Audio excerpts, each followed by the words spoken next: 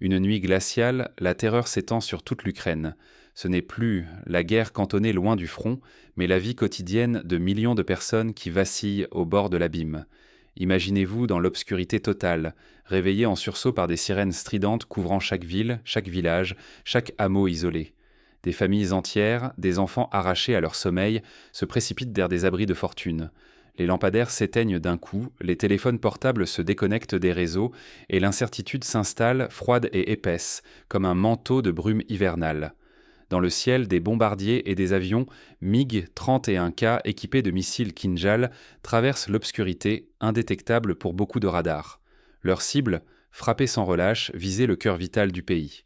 Les frappes ne se limitent plus aux bases militaires. Centrales thermiques, barrages hydrauliques, aéroports clés, hubs logistiques sont désormais dans le viseur, menaçant l'équilibre fragile de l'Ukraine. Cette méthode rappelle celle utilisée lors de la Seconde Guerre mondiale, lorsque les Alliés ciblaient les infrastructures allemandes pour affaiblir leurs machines de guerre.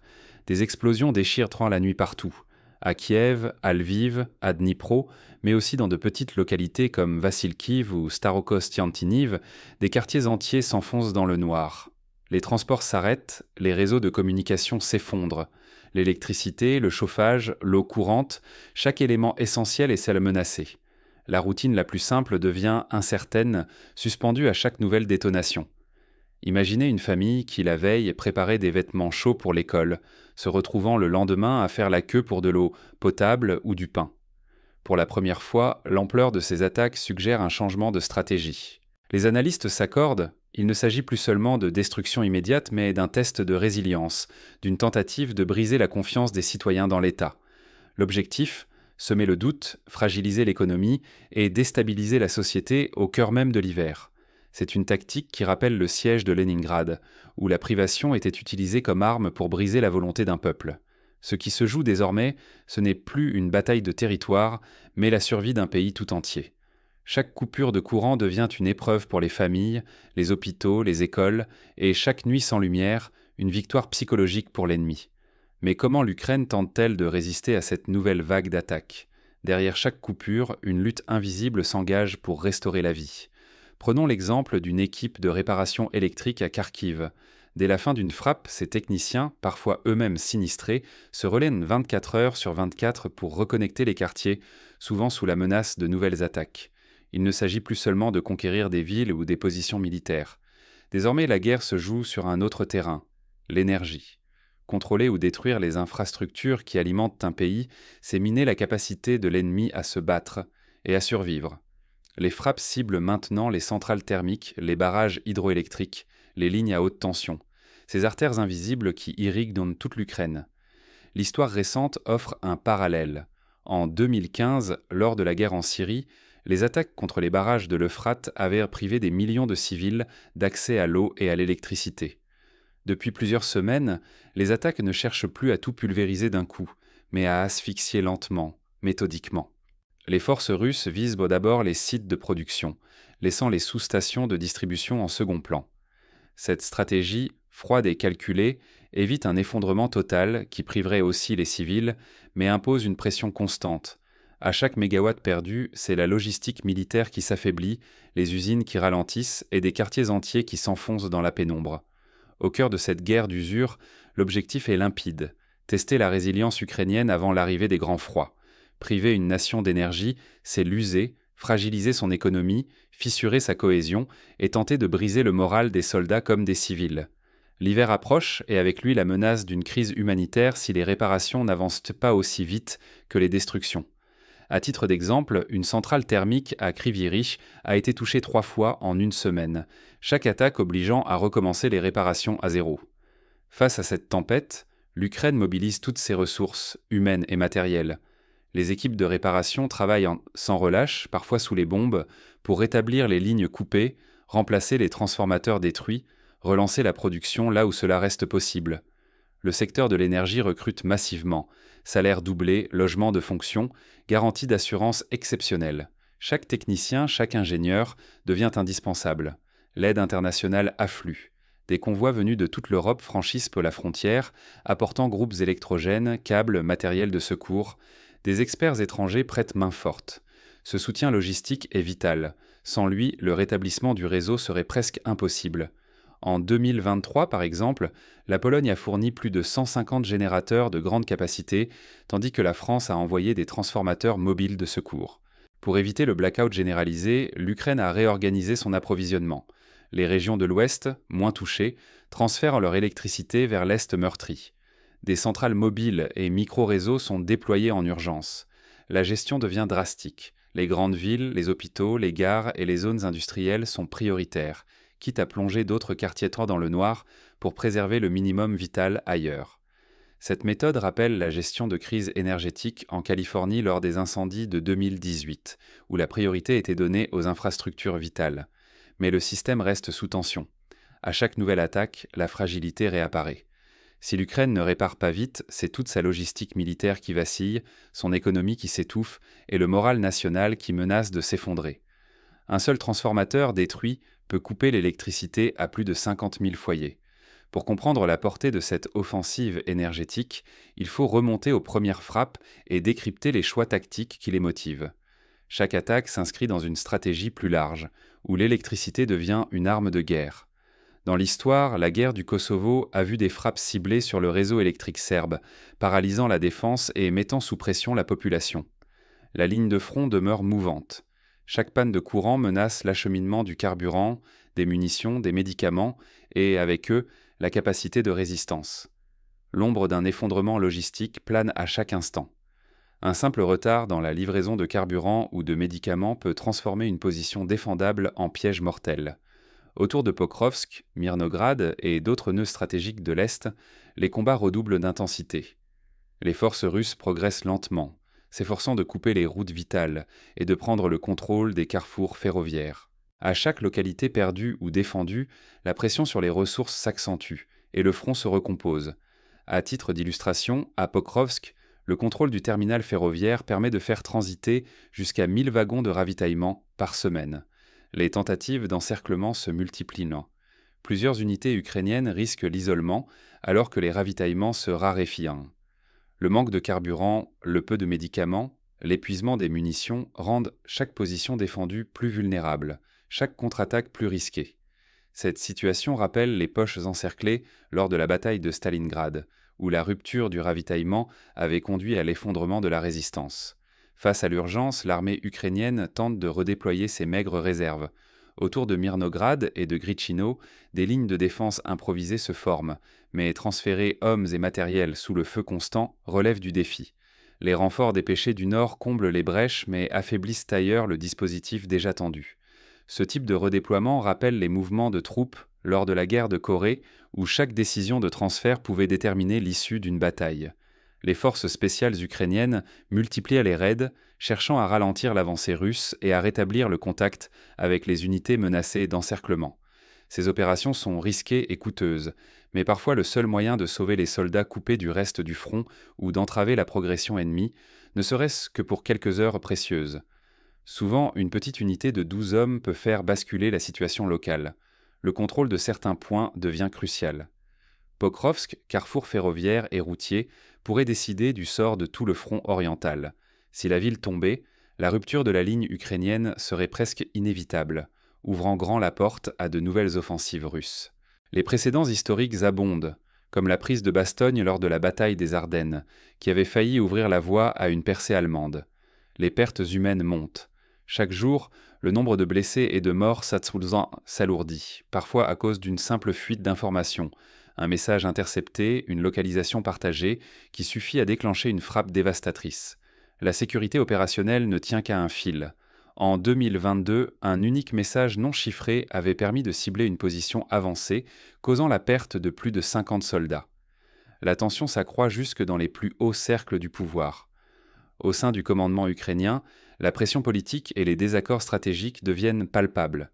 Le président exige des résultats, chaque erreur menace le moral des troupes et la stabilité de l'état-major. Cette pression rappelle la crise de Cuba, où chaque décision militaire était scrutée et pouvait avoir des conséquences historiques. Dans ce contexte, la perte ou le maintien des infrastructures clés, rails, dépôts, centrales, peut faire basculer tout un pan du front. La réputation des chefs, la cohésion militaire, la survie même des unités en jeu, tout se joue dans l'ombre des batailles et les couloirs du pouvoir. Le moindre retard dans la prise de décision peut entraîner la perte de centaines de vies. À mesure que la pression logistique s'intensifie, l'arrière n'est plus épargné. Les choix faits loin du front deviennent décisifs pour la suite du conflit. Les réunions de crise se multiplient à Kiev, où chaque ministère doit ajuster ses priorités pour canaliser les ressources là où elles sont les plus urgentes. Au-delà du bruit des canons, un autre affrontement débute. L'hiver s'avance et l'électricité se transforme en champ de bataille invisible. Les frappes répétées plongent des villes entières dans l'obscurité, testant jusqu'à la rupture la résilience d'un peuple déjà usé par les privations. Chaque nuit, le fragile espoir de lumière vacille comme une promesse menacée. Des écoles tentent de poursuivre les cours à la bougie, des hôpitaux fonctionnent sur générateur, mais la fatigue pèse sur tous. Près du front, la crise humanitaire prend une tournure dramatique.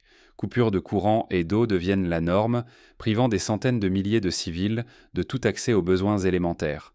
Les convois d'aide restent bloqués ou avancent au ralenti, entravés par la désorganisation et la peur des frappes.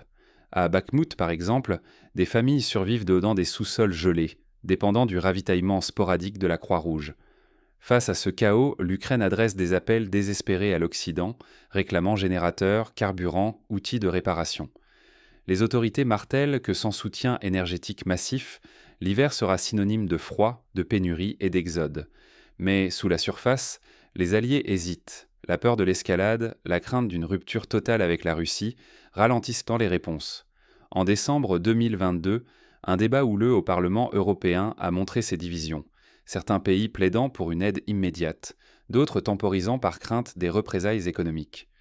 L'Union européenne se fracture autour de la question énergétique. Certains États plaident pour durcir d'urgence les sanctions contre la Russie, d'autres redoutent l'impact sur leur propre approvisionnement et la flambée des prix. Ce bras de fer révèle la complexité de décisions où chaque choix pèse sur la sécurité de millions de personnes. En Allemagne, la fermeture temporaire du gazoduc Nord Stream a provoqué une hausse des prix de l'énergie, rendant le débat public encore plus tendu. La Russie, de son côté, adapte sa stratégie. Moscou tente de rediriger ses exportations, de créer des filières alternatives, misant sur la résilience de son économie face aux restrictions. Mais le pari est risqué. Sanctions, inflation, ralentissement industriel commencent à fragiliser le quotidien de la population russe. Chaque manœuvre comporte son lot d'incertitudes et de sacrifices. Dans certaines régions, comme l'Oural, l'accès à certains produits de base est désormais limité. Sur le terrain, l'affrontement change de visage. La victoire ne se mesure plus seulement en kilomètres gagnés, mais en capacité à tenir, à réparer, à survivre.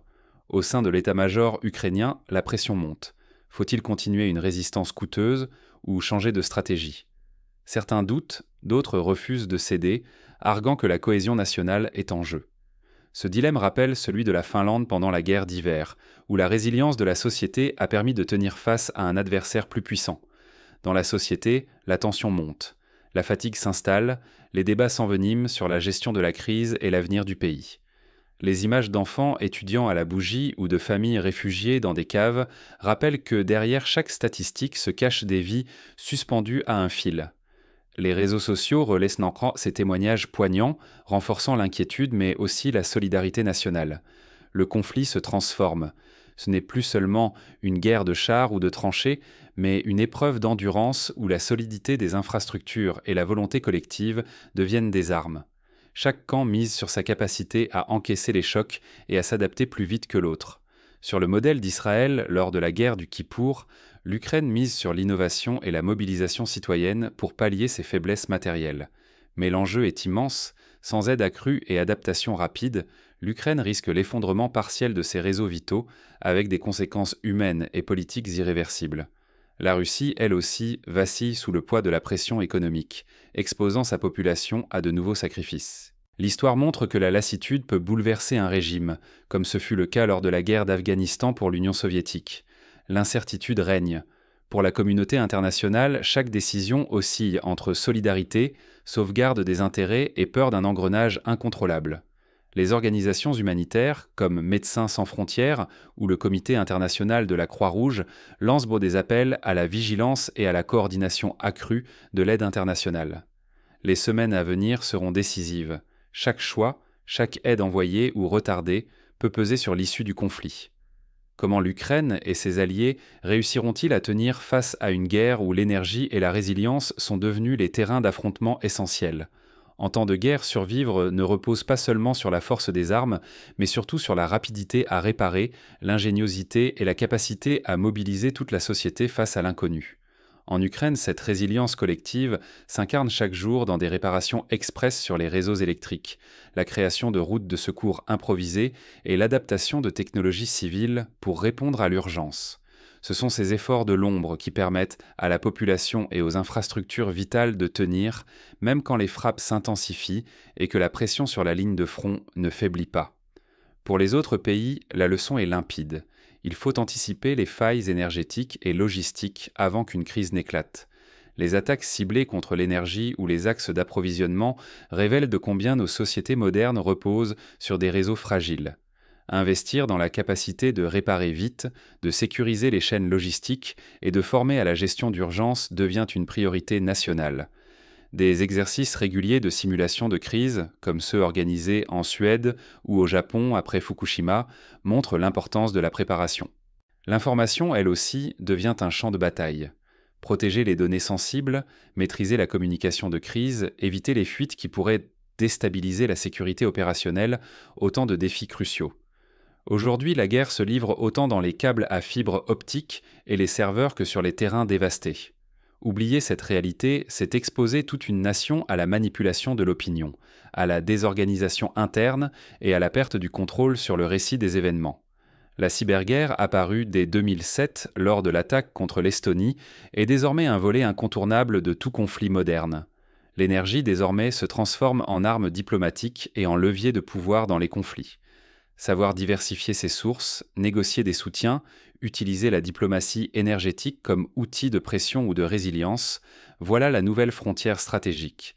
Désormais, alliances et rivalités se dessinent autour de l'électricité, du gaz, du pétrole, mais aussi des réseaux numériques. Les accords de solidarité énergétique, comme ceux signés entre l'Allemagne et la France en 2022, montrent l'importance de la coopération régionale.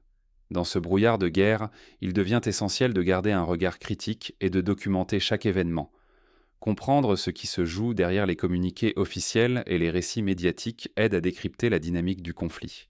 Cela permet de saisir les véritables enjeux et de ne pas sous-estimer la menace hybride qui pèse sur nos sociétés. Les cours universitaires sur la guerre hybride, dispensés à Oxford et à Sciences Po, insistent sur la nécessité d'une approche globale, mêlant analyse militaire, économique et sociale. Ignorer ces dynamiques, c'est risquer la paralysie de services essentiels, la désorganisation nationale ou une crise de confiance sans précédent. La survie aujourd'hui se joue bien au-delà du champ de bataille traditionnel. Mais la guerre d'usure n'est pas qu'une question de résistance. Elle façonne aussi l'avenir politique et social du pays. Comment l'Ukraine transforme-t-elle cette épreuve en moteur de cohésion et de changement ? Des initiatives citoyennes voient le jour, comme les réseaux de volontaires qui distribuent nourriture et médicaments dans les villes assiégées ou les campagnes de collecte de fonds pour acheter des générateurs portables. Dans cette guerre d'usure, comprendre, c'est déjà résister à la peur et à la manipulation.